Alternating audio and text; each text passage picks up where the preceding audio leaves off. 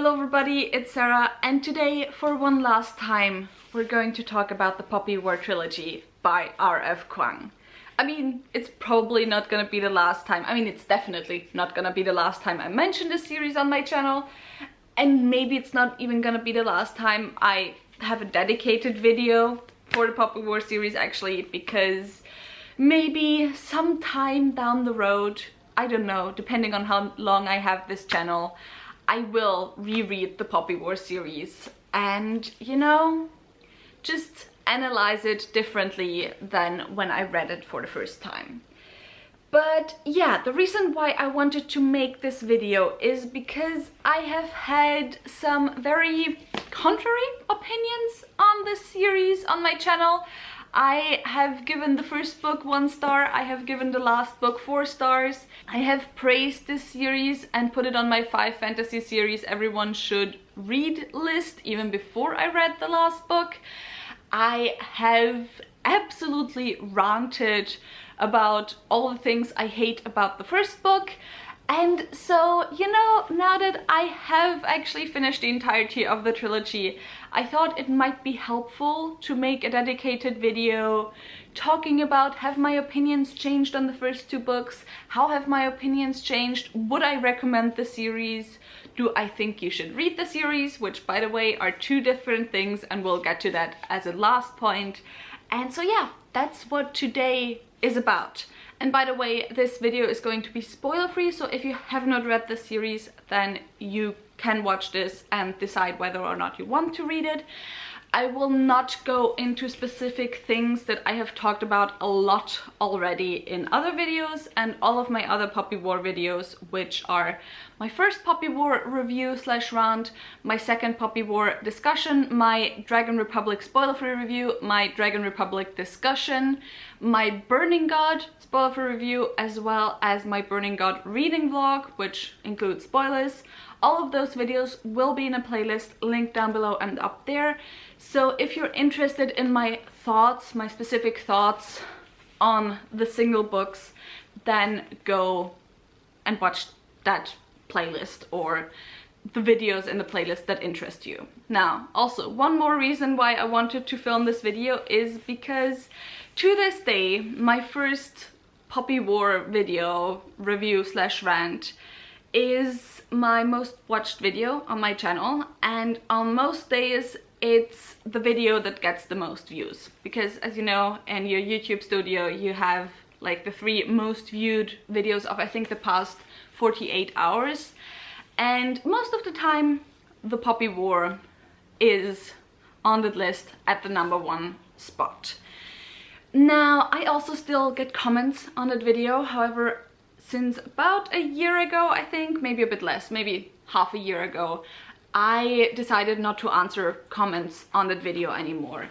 Not because I'm scared of the discussion or anything, although I do think that most people who want to actually discuss things with me on like an equal level and politely actually do go to my second Poppy War discussion, watch that, and then discuss things with me, which I very much appreciate. And usually the people who now comment on my first Poppy War video just comment really rudely, call me stupid, call me a feminazi quite often actually, even though I don't even talk about gender in that video, call me a social justice warrior, which is also like why I don't even talk about any social justice issues in that video. I only talk about why, you know, the final choice that the main character makes in that book was something that very much enraged me, and that very much was the reason why I gave it 1 star. But yeah, by the way, actually I do have a theory why I get so many feminazi comments on that video, and that's because my hair was only just starting to grow back when I made the video after cancer and chemo, and so I effectively had a buzz cut, and I also had a pretty dark lipstick on, I think, so that might have something to do with it. But anyway, that's got nothing to do with this video. I'm not answering comments on that video anymore, not just because most of the comments are rude, but also because, as I have said in my second Poppy War video, I do not like how I talk on my opinions in that video. Even though I think my opinions still are mostly the same, my opinions have gotten a lot more complex, and so it just feels like I'm, you know, arguing with someone who doesn't have all of the info on what my opinions are. So yeah, that's why I'm not answering comments on that video anymore. And this video, once I have uploaded this, I'm probably completely gonna disable the comments on that first video, because I think people who actually wanna discuss my opinions with me are gonna do the effort and come to this video and watch this and watch how my opinions have changed. So yeah, that was a really long intro and very rambly, but let's get into my thoughts on the Poppy War trilogy, and let's go book by book and then also talk about the series as a whole. And let's start with the negatives. And first book, biggest negative. I am probably actually going to remove my rating of this book from Goodreads, not because I, now that I have read the third book, think this book is so much better because retroactively my opinions have completely changed, but because I think, you know, I mean, it's part of the reason why I decided not to rate books this year aside from 5-star books. I just think my opinions on books are often too complex to encompass in a single rating. And while I think that, yes, I personally still hate this book, still don't like this book, still don't think the choices that were made in this book are any good, I also don't think that a 1-star really reflects the full depth of my feelings on this book. I don't know if that makes sense. But yeah, has my opinion changed on this book since, as a lot of people in the comments pointed out, this book, especially as to the things that upset me the most within this book, which, as I said, choices the main character made, as well as framing of the enemy, which the framing of the enemy kind of hasn't changed, like it wasn't reframed in the rest of the story, but the choices of the main character definitely were put in a different context in the later books. So since that context changed, has my opinion on this book changed? And I have to say no.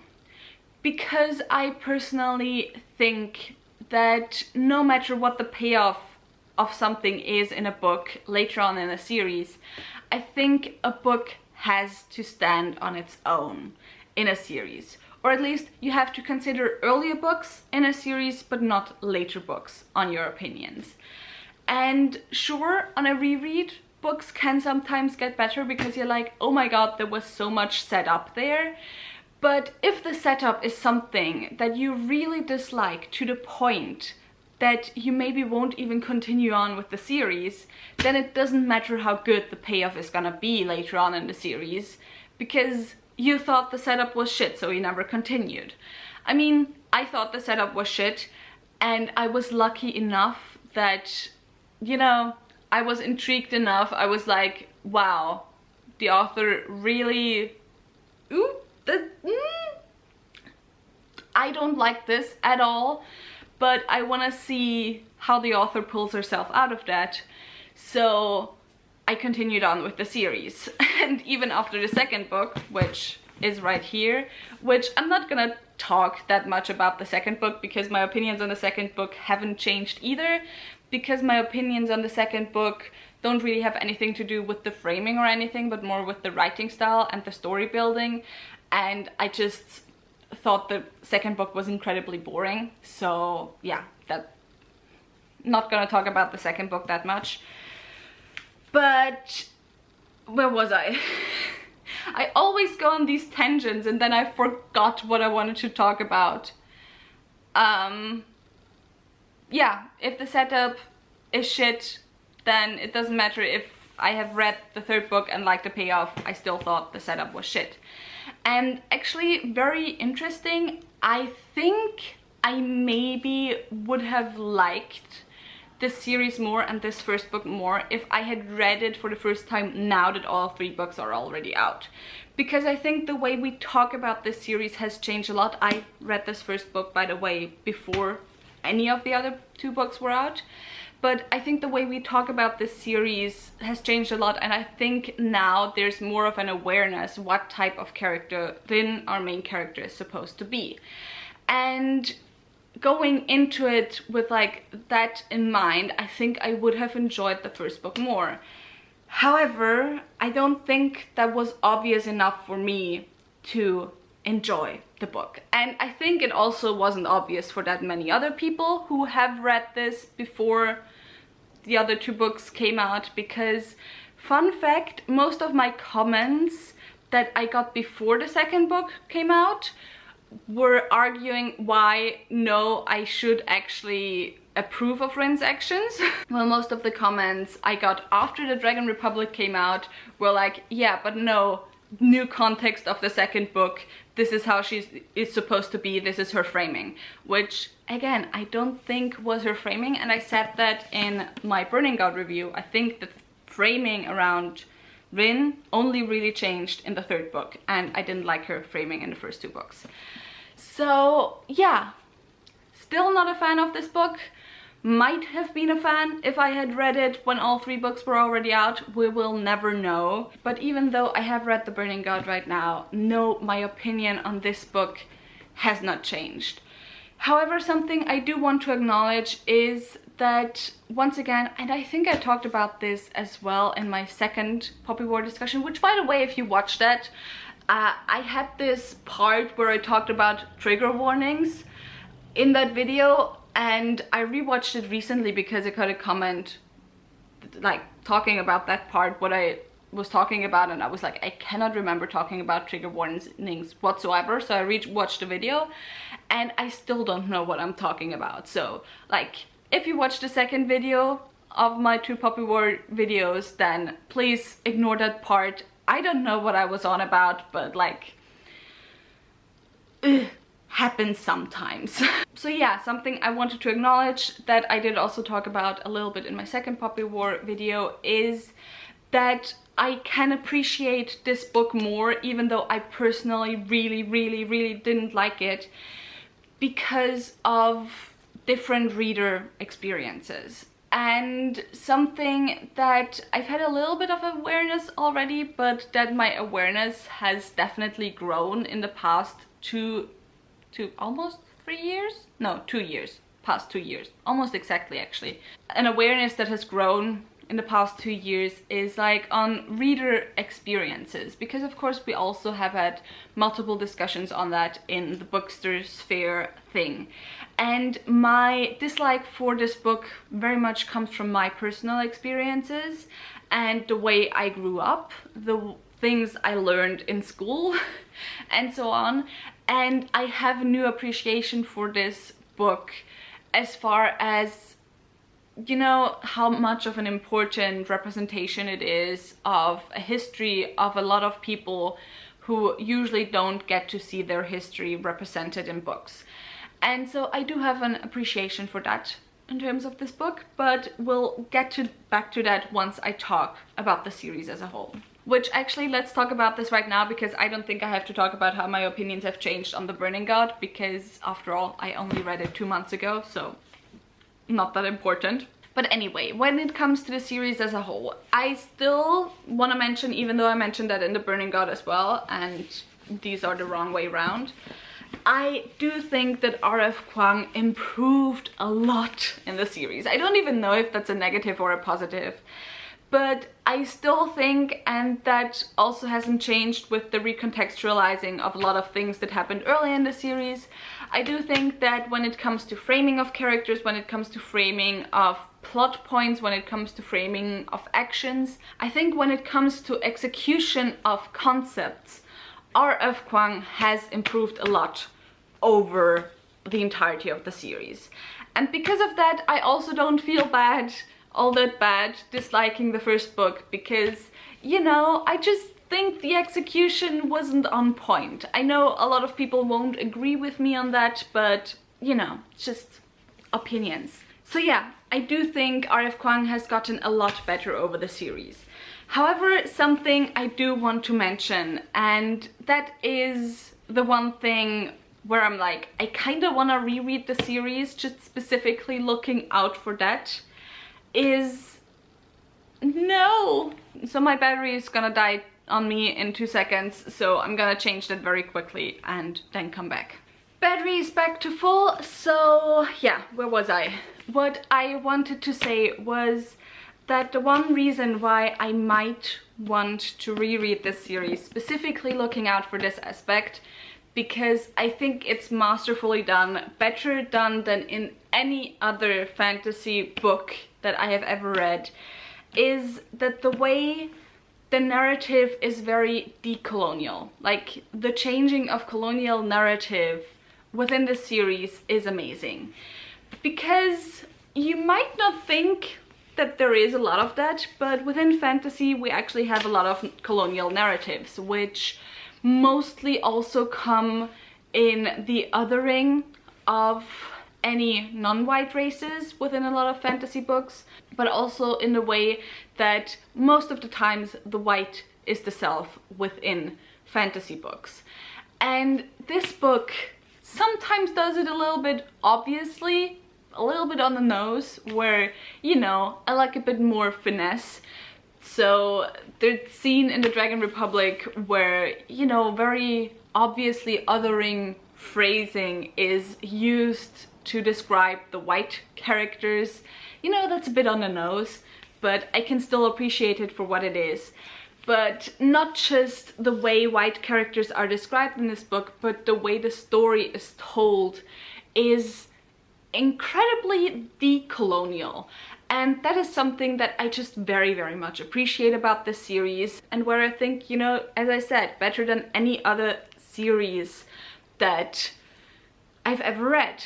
And that especially comes to fruition in the third book, where of course you do have a colonial narrative in a way, but in a way where something is done that isn't even often done in history, where even in history, when you have people that are colonized, a lot of time the framing changes in the way where it isn't centering the colonized people anymore, but if it's centering the colonized people, it's always centering them in their relationship to the colonizing powers. And on the other hand, also, as I said, it's not often centering the colonialized people, but the colonizing power.